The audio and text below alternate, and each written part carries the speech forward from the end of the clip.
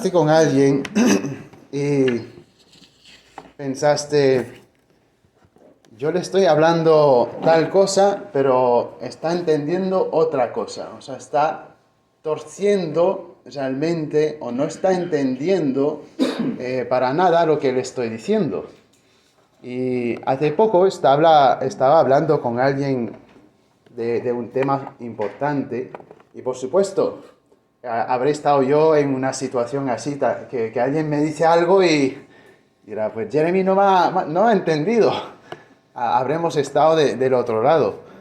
Pero estuve en una situación hablando del Evangelio con alguien y la persona no entendía nada de lo que le estaba diciendo. Hablando de la gracia de Dios, del perdón de pecado, lo que significa para uno. Y me estaba contestando lo típico, bueno, soy buena persona. Y hombre, no soy como otros y que Dios que me va a ver entonces en base a... Y estaba completamente al lado de lo que es la palabra de Dios y lo que yo le estaba diciendo, su condición ante Dios. Y en el pasaje que vamos a estar viendo en esta mañana, vemos que el autor está aclarando algo, asegurándose de que no haya una confusión en cuanto a la gracia de Dios para la vida de uno. Y al hacer esto, podemos decir que está contestando la pregunta de cuáles son las implicaciones de la abundante gracia de Dios para nosotros. Y al hacer esto, está explicando por qué uno no debería vivir en pecado y en vez de esto, pues vivir en los caminos del Señor. Y estamos en esta mañana en la epístola que Pablo escribe a los romanos. Es un trato, no es un trato teológico, pero se puede ver así estupendo y glorioso en su rico contenido bíblico. Pero fue una carta escrita a una audiencia particular, una iglesia compuesta de diferentes trasfondos, gente pagana, gente judía, y estaban teniendo dificultades de unidad, y Pablo les explica cuál es su relación a la ley y a la salvación de Dios. Y les explica entonces en los primeros 3 capítulos que todos son condenados. No importa que sea el mejor judío que haya, o podríamos decir hoy en día el mejor católico que haya, no importa, todas las obras que uno pueda hacer haciéndola intentando ganar salvación, no llegan a nada. La ley demostró que fallábamos y que no llegamos a Dios por nuestros propios términos. Y a continuación, Romanos, en el capítulo 3, versículo 20, hasta el final del capítulo 5, nos habla de la abundante gracia de Cristo, de que Él sí guardó toda esa ley y que Él entonces pudo pagar nuestra deuda de pecado cuando murió en la cruz. Y eso es la gracia, es un favor no merecido. Él hizo algo que yo no podía hacer, pues ganar mi salvación. Él pagó el precio de mi pecado ante Dios el Padre. Llegamos en los capítulos 6 al 8 y explicaré más de esta porción, que estamos en esta porción. Y habla del crecimiento del cristiano en los capítulos 6 al 8, que se llama una santificación progresiva, que uno poco a poco va haciéndose más semejante a Cristo en base a la gracia que ha recibido. Luego hay lo futuro en los capítulos 9 al 11, y en el 12 al 16 son cosas prácticas a la luz de esta salvación que Cristo obró para nosotros y en últimas para su gloria. Y bueno, hablando del capítulo 6, los 6 al 8 y la obra de Dios al favor nuestro, en el capítulo 6, versículo 1, es realmente lo que gobierna toda la porción y vamos a estar viendo parte del capítulo 6, pero en el capítulo 6, versículo 1, lo que hay ahí es lo que gobierna, es la idea que Pablo quiere comunicar a sus oyentes. Y dice en el capítulo 6, versículo 1 de Romanos, que pues diremos, perseveraremos en el pecado para que abunde la gracia, o para que la gracia abunde. ¿Veis que está queriendo aclarar algo? Está queriendo aclarar que, ¿vale? Fuiste perdonado, y a veces hay esa mentalidad que se escucha, bueno, pues pecas, rezas y empatas. No, que eso puede correr por aquí o por allá, o dentro de los círculos nuestros, bueno, que somos pecadores, ¿verdad? Como para excusar vivir en el pecado. Y justo después que Pablo haga esa pregunta, ¿vamos a continuar en pecado habiendo recibido tanta gracia? Y da la negación que quizás no lo podemos notar, pero la más fuerte que se pueda dar en el idioma original, que es el griego. En ninguna manera. Y podríamos imaginarnos de buena manera o de mala manera negando, haciendo una negación, pues la más fuerte que podemos hacer, digamos que es un contexto bueno, como es este, que un padre ve a un hijo cogiendo la olla con agua hirviente, que no, cuidado, y dándole un miedo santo para que no vuelva a hacer eso. Pablo está diciendo, de otra manera, en ninguna manera viviremos en el pecado habiendo recibido la gracia de Dios. Y entonces esto es el contexto o el trasfondo para la porción que vamos a ver. También en el versículo 15 dice algo semejante, que pues pecaremos porque no estamos bajo la ley, sino bajo la gracia, en ninguna manera.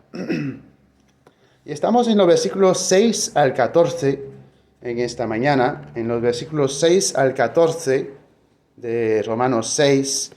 Os voy a pedir que leáis conmigo Romanos 6, 6 al 14 de manera alternada.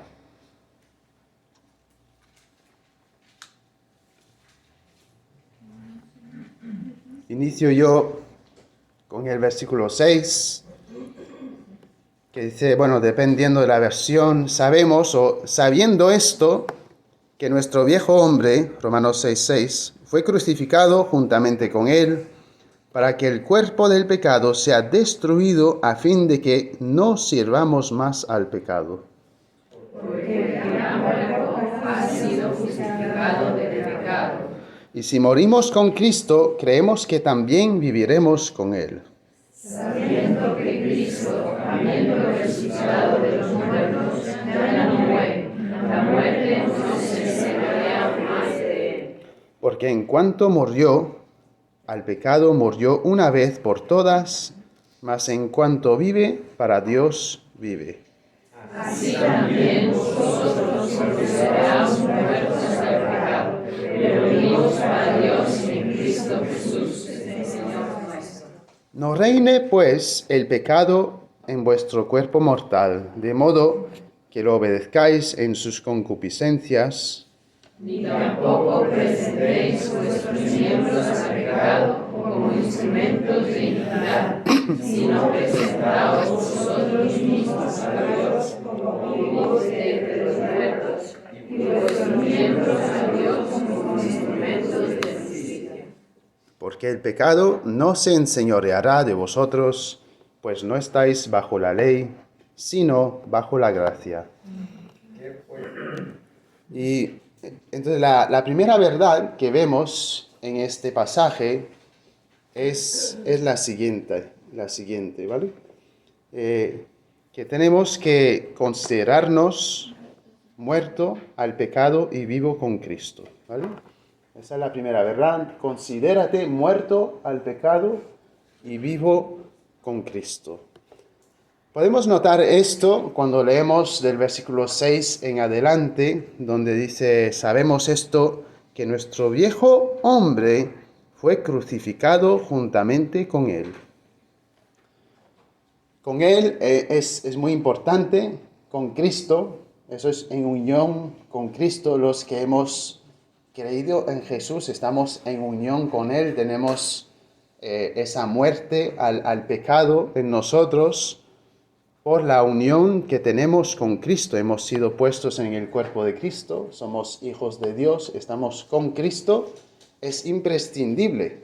Eso no puede ser por mi propia cuenta, es exclusivamente posible con Jesucristo. Cuando habla del viejo hombre, está refiriéndose al hombre espiritual.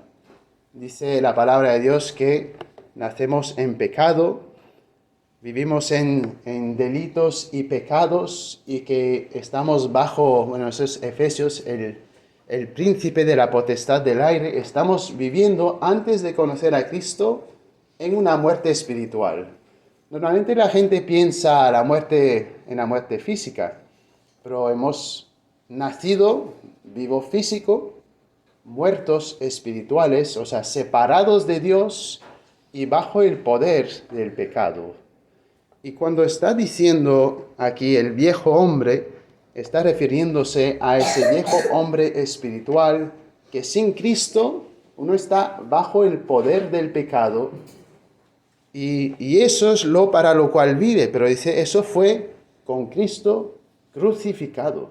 Eso ya no tiene poder sobre el creyente. Nuestro viejo hombre fue crucificado juntamente con Cristo. Cuando Cristo murió, pagó esa deuda del pecado. Él venció la muerte y el pecado. Y entonces, estando con Él, en base a lo que Él hizo, no hay el poder del pecado sobre el cristiano.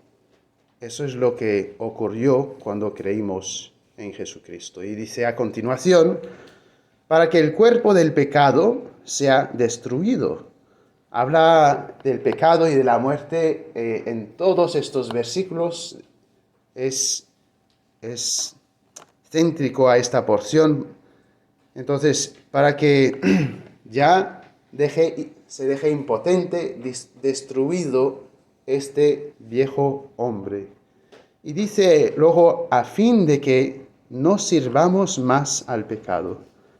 Antes de Cristo, uno puede tener múltiples religiones o no religiones a las cuales va a seguir. Pablo está escribiendo a unos judíos que se consideraban buenas personas, seguidores de muchas leyes, que ellos seguramente Dios los iba a aceptar por todo lo que habían hecho.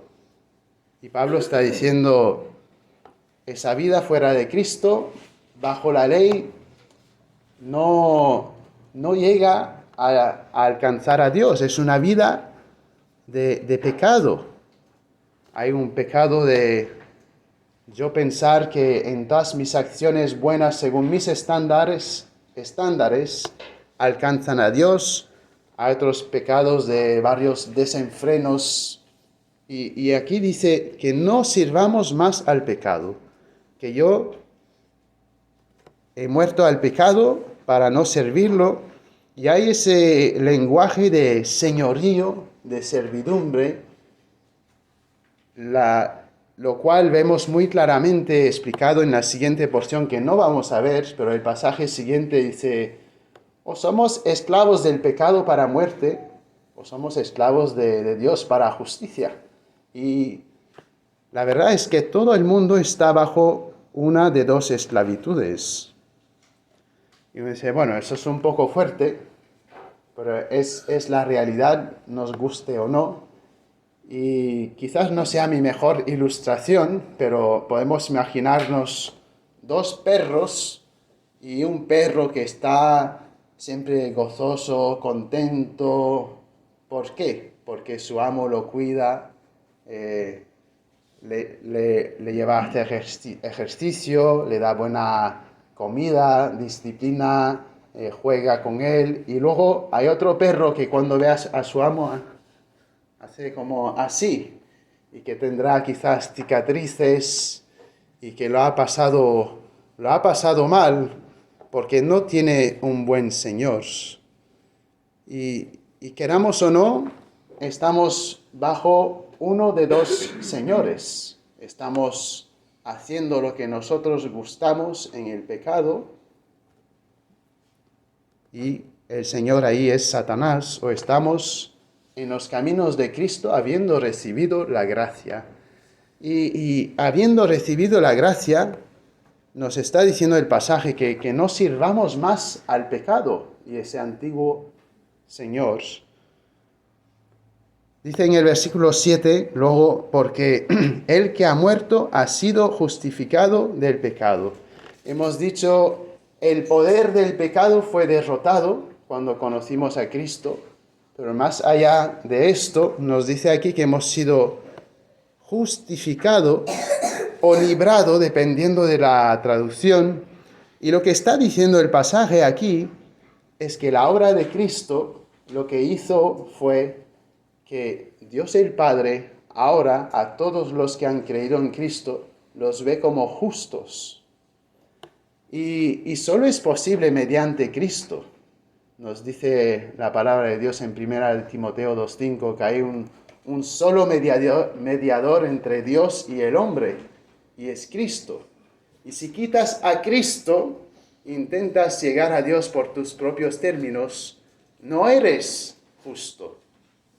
Y el pasaje nos está diciendo aquí, es que hemos muerto, hemos sido justificados. Dios nos ve limpios legalmente, somos libres cuando éramos condenados por lo que Cristo hizo para nosotros.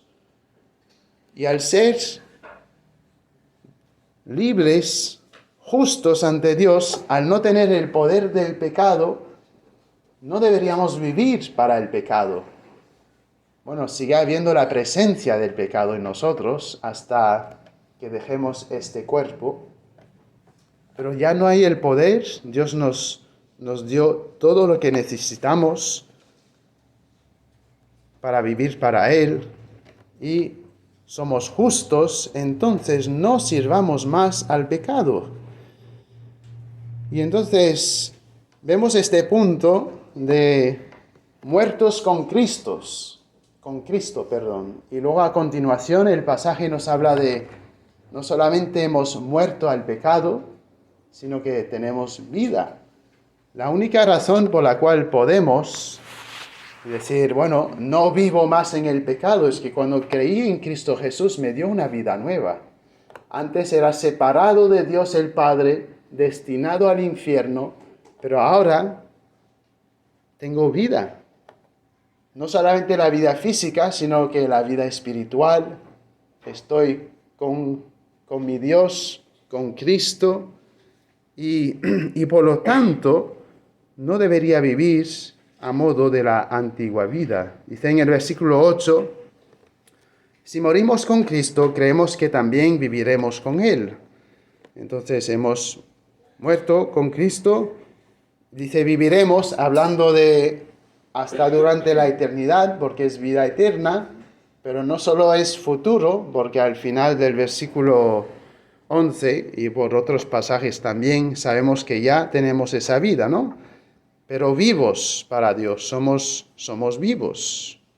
Tenemos esta vida y viviremos durante la eternidad.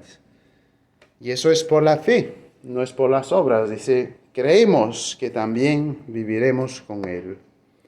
Y luego explica más de lo que Cristo hizo en los versículos 9 y 10. Sabiendo que Cristo, habiendo resucitado de los muertos, ya no muere. La muerte no se enseñorea de Él. Entonces, Cristo cuando murió, pagó nuestro pecado. Cristo cuando murió, derrotó el pecado, derrotó la muerte, ya no se enseñorea de Él. Él es todopoderoso y, por lo tanto, teniendo vida en Él, en base a su resurrección, no deberíamos vivir en el pecado. Luego nos aclara algo muy importante también que por ende nos explica que la salvación por obras es imposible, y lo vemos en el versículo 10. Perdón.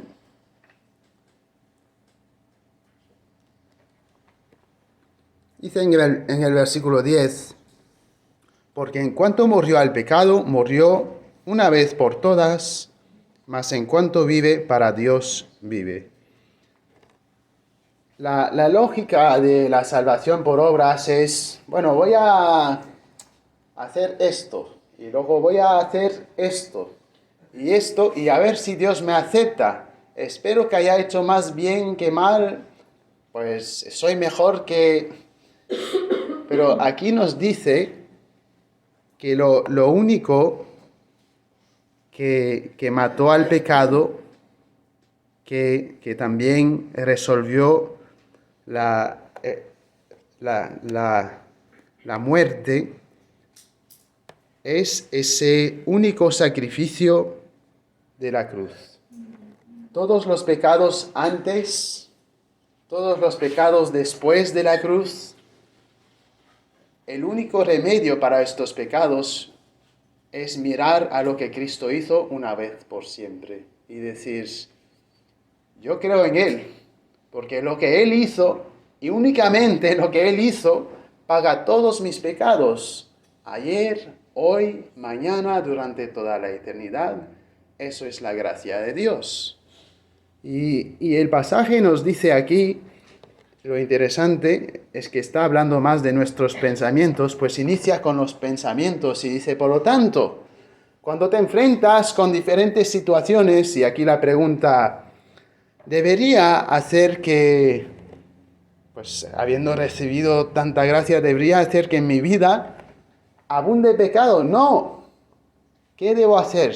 Considerarme, pensar de mí mismo como alguien que es muerto al pecado, porque lo soy, no tengo el poder del pecado sobre mí, y vivo para Dios en Cristo Jesús, Señor nuestro. En los versículos 6 al 11, ese es el mandato que nos indica cómo encaja este párrafo junto. Consideraos así. ¿Y por qué dice eso? Bueno, porque vienen diferentes voces de afuera y también de por dentro. Puede ser por la psicología, que muchas veces va a pisar la espiritualidad y decir, bueno, tú eres así y así, entonces puedes o no puedes hacer esto. Miramos la Biblia y dice otras cosas acerca de nuestra vida espiritual y nos dice aquí, tengo que considerarme muerto al pecado, vivo para Dios en Cristo Jesús. O podría ser que familiares y amigos, pues con quienes nos juntamos, nos influencia. Bueno, es que esto y es... No, muerto al pecado, justificado, debo pensar de mí de tal manera y actuar en base a lo que soy, no en base a lo que yo deseo hacer. Las voces pueden venir de por dentro también. Bueno, yo quisiera, piensa de ti, habiendo creído, el pecado no puede abundar. No puedo decir, bueno, es que sí somos pecadores, sí luchamos, pero no de manera a poder excusar nuestro pecado. Y entonces esa es la primera parte que vemos en esta porción, que consideremos que somos muertos al pecado y vivos para Dios en Cristo Jesús. Y somos vivos para la gloria de Dios. Lo que Cristo hizo por nosotros es para Dios. Muertos al pecado, vivos en Cristo, y que nos consideremos entonces así. La siguiente parte, a continuación, Pablo, queriendo que no se tuerza la palabra de Dios de ningún lado, que no se piense, bueno, voy a ver si por obras puedo salvarme, y del otro lado, bueno, no es por obras, es por gracia, solo hay que creer y entonces luego que pase lo que pase, porque es por gracia y Dios me lo va a perdonar. Nos está mostrando este pasaje que hubo un alto costo y cuando Cristo murió para este pecado, no es para que nosotros sigamos viviendo en pecado.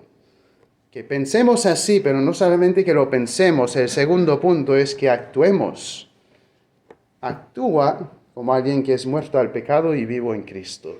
Esto es lo que vemos perdón, en la segunda parte.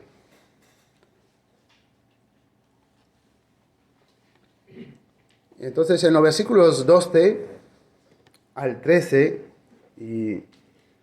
vemos el mandato de no dejar reinar. Tenemos, el señorío, el servir, el reinar, que esa terminología de esclavitud y un señor.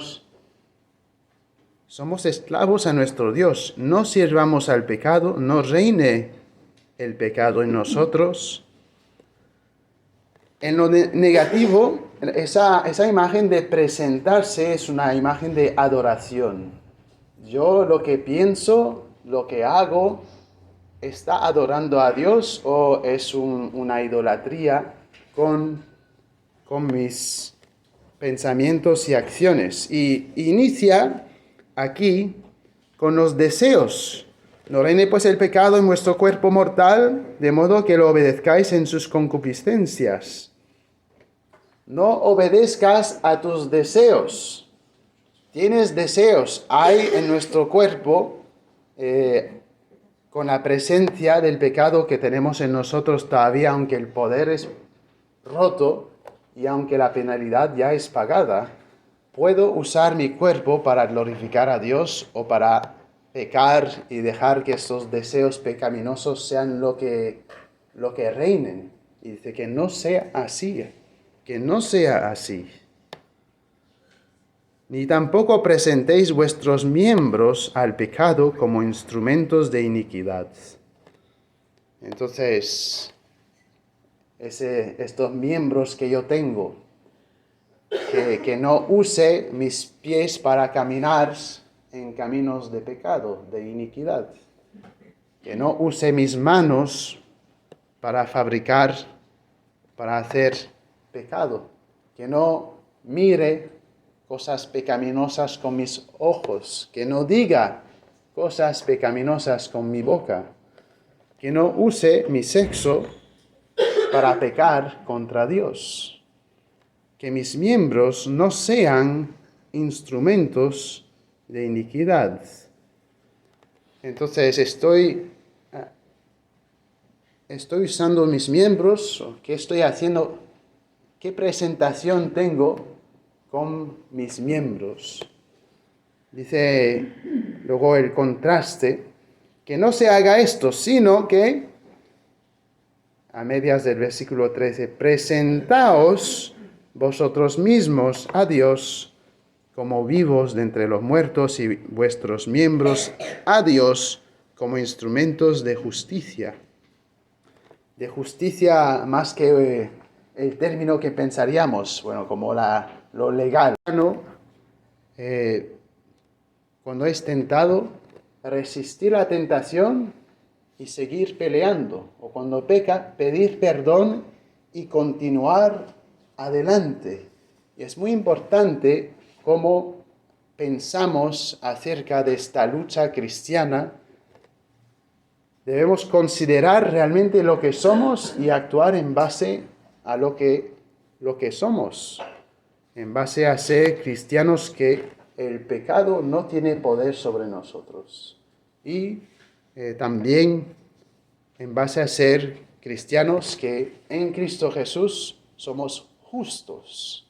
Y que esto sea lo sobre lo cual pisamos en esta carrera, lo que nos va a servir de fundamento y llevar a lo largo de esta carrera. Y pienso que es bueno usar pasajes así, recordarnos de algunos cimientos de nuestra fe de vez en cuando. Hace un par de años prediqué un mensaje de otro pasaje que hablaba de lo mismo. Es necesario ser recordado de esas verdades fundamentales, que habiendo abundado la gracia, no vivamos al pecado. Y cuidado entonces para no dejarnos engañar acerca de lo que somos, porque hay solamente dos tipos de persona en base a este pasaje. En Cristo, muerto al pecado, vivo con Cristo. Entonces, eso es un tipo. Y el otro es muerto en sus delitos y pecados, separado de Cristo y yendo para el infierno. Y este pasaje nos habla de una gracia que es abundante. La gracia de Cristo vino como un regalo para nosotros que no lo merecemos. Y Dios quiere que tú creas en Él, que creas en lo que Cristo hizo para ti, que pidas perdón de tus muchos pecados. Y la gracia de Dios en Cristo Jesús te perdonará de todos tus pecados pasados, presentes y futuros. Entrarás en unión con Cristo, tendrás vida nueva en Cristo Jesús. Eso es para ti si no has creído. Y para nosotros, quienes hemos creído en el Señor, somos recordados de que habiendo abundado la gracia, que no dejemos que el pecado se enseñoree de nosotros. Ya no tiene ese poder. Estamos en Cristo Jesús y rehusemos caer en tentaciones por la gracia de nuestro Señor. Amén.